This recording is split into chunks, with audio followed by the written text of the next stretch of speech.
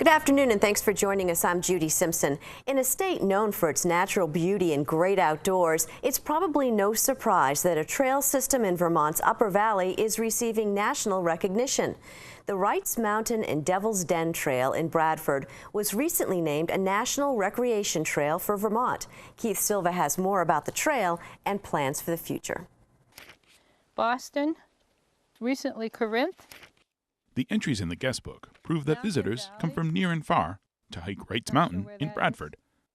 Nancy Jones chairs the Bradford Conservation Commission. My experience has been that it's very important to the people of Bradford. It's a wonderful resource, and educators and families are taking advantage of it.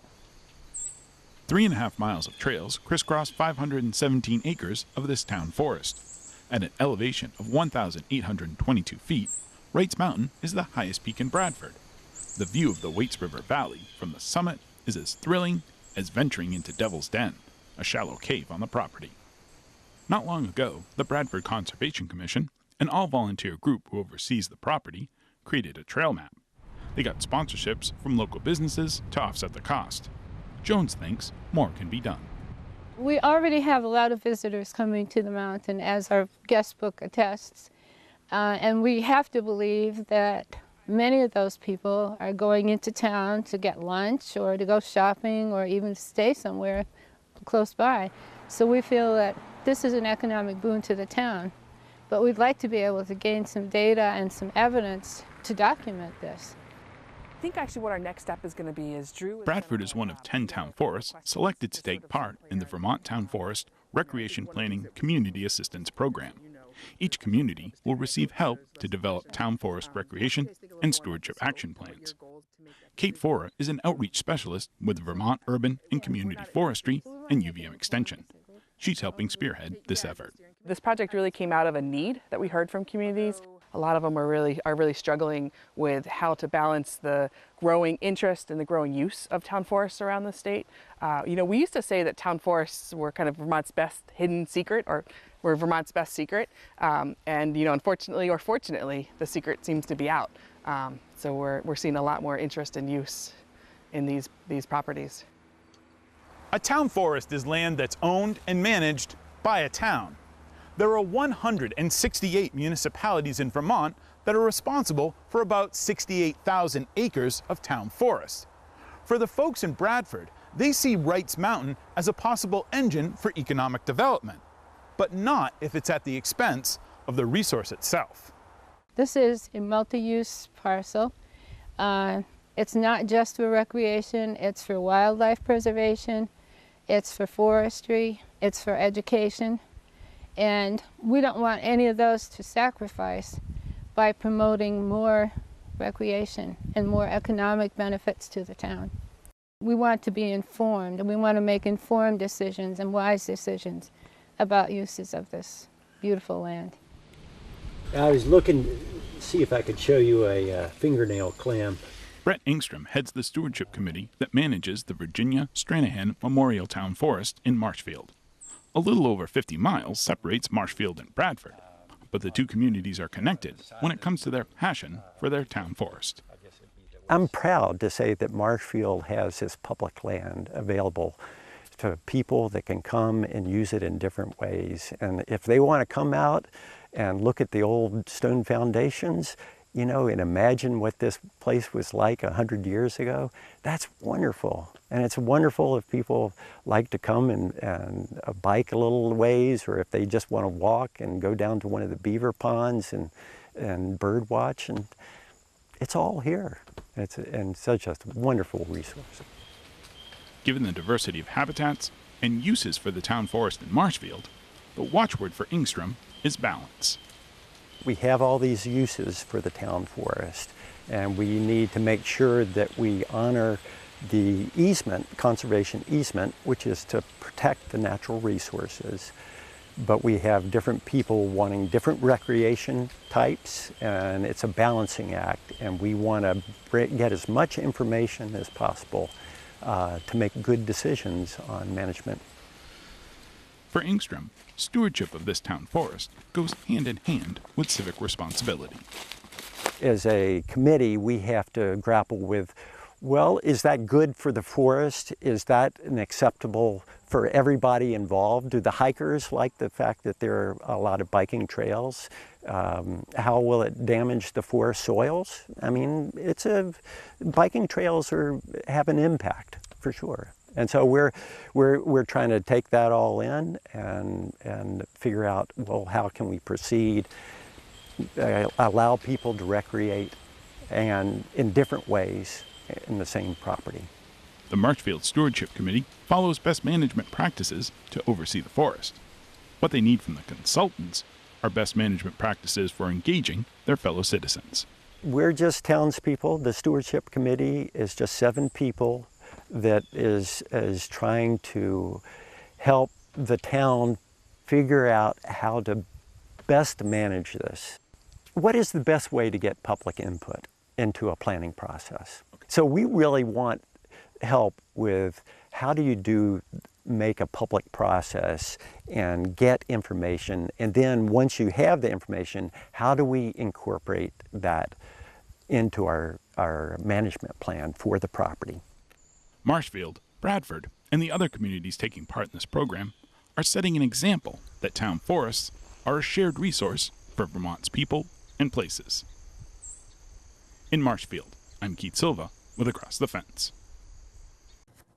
5 other Vermont trails have previously received national recognition, including the Island Line Trail, the Robert Frost Interpretive Trail, and the Stowe Recreation Path. Bennington recently hosted its 33rd annual Mayfest. The event is known for its outstanding art and craft show, but it also features young 4-H participants from around the county. With help from 4-H educator Kimberly Griffin, the participants produced a video that focuses on hands-on learning and fun.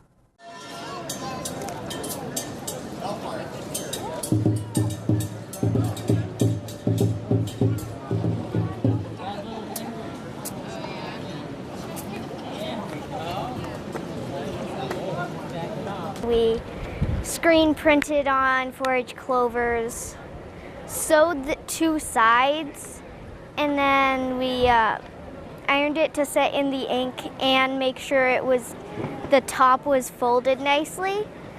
And I mostly held the screen printing thing because PJ liked doing the actual printing, even though he got ink all over himself.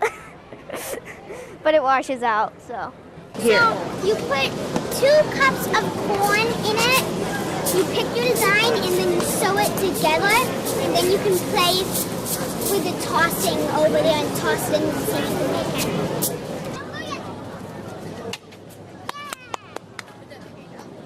Cornhole, which you would sew your own bean bags, although I guess they're technically corn bags, because they're filled with corn. It's a lot harder than it looks, but it's one of the easier sewing projects that I've done. Then there were blocks over there to build with per plunk. And then there was a ball toss to try to get it through the pool noodle rings.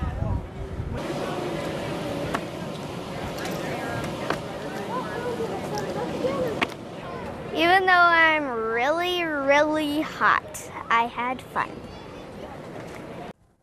For more information on 4-H programs in Bennington and around the state, check the website on your screen. It's uvm.edu/extension/youth. Our final segment today focuses on Vermont Dairy Farm and what that farm is doing to comply with the state's required agricultural practices. Here's Keith Silva. If you drive Mallett's Bay Avenue from Winooski or Colchester, you've passed by the Robert and Norman Thibault farm. How long has your family been here? The early 1900s. 1918, I think my grandfather started. The Thibaults raised 200 cows on about 300 acres. They are one of 3 remaining dairy farms in Colchester. The majority of the farm's acreage is on river bottom land, so it's classified as a floodplain. Any nutrient runoff not absorbed by the land is apt to go right into the Winooski River or Lake Champlain.